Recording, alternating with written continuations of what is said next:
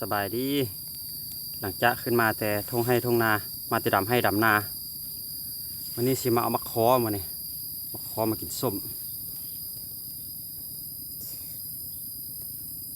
สอนมะขอหลายเลยเฮ็ดคลิปให้พี่ให้น้องได้เบิ้ง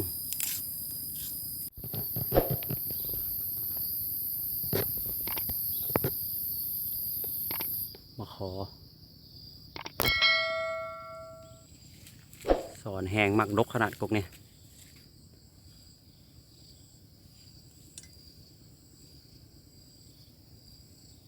ก็สีมันมืดเนาะ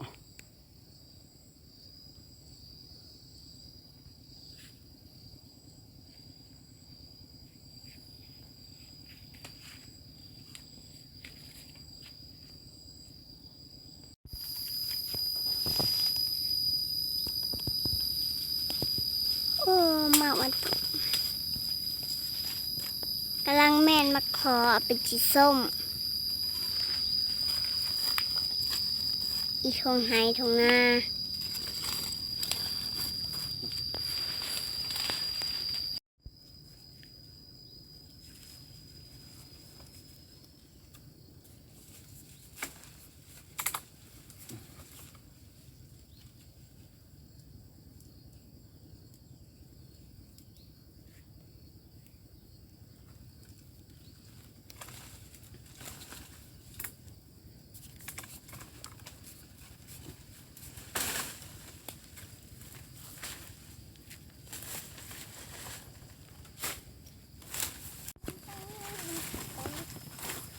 เนี่ยนี่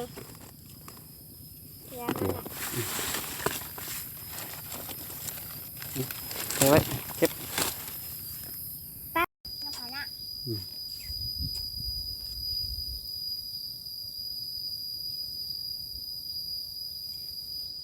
เดี๋ยวแรกมันต้องมานำเด้อ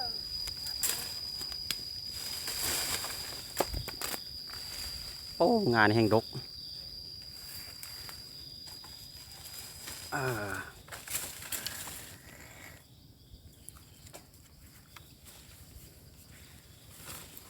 เอาพาเดี๋ยวนี่จะเอาไว้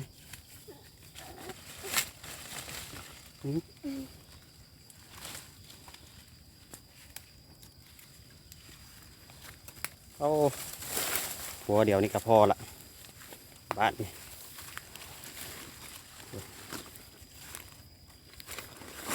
แล้วครับเอาใส่กระตาไว้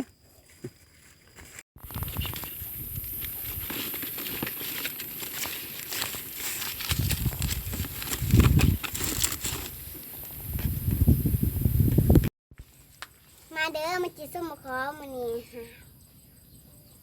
มากินเลยกินให้เบิ่ง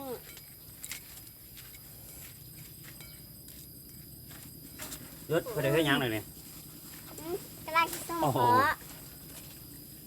มือตึ๊บกินแน่พอกินแน่ ดูมักง่ายผัว เดี๋ยวนั่งจุ่มเดี๋ยวคักแทบกูนะ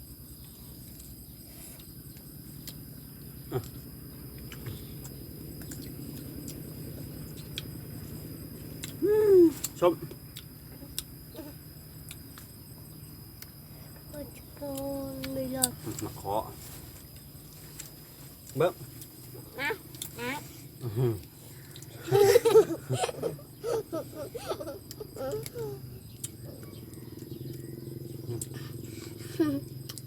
เดี๋ยวนี้เอา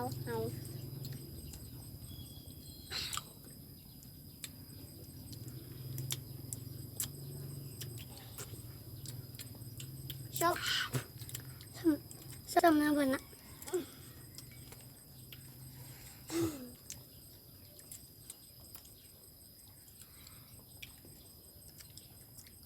อันนี้หมูมาลิ้นน้ำ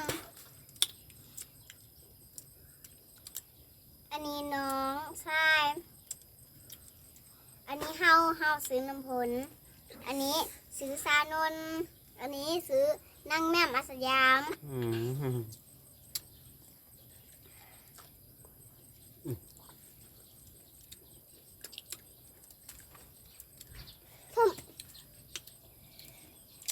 เพื่อนสะใจขนาด นี่ลากันโดยคลิปนี้แหละ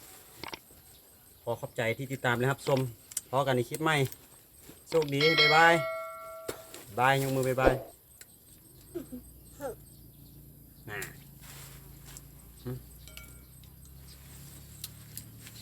ส้มรับพี่น้อง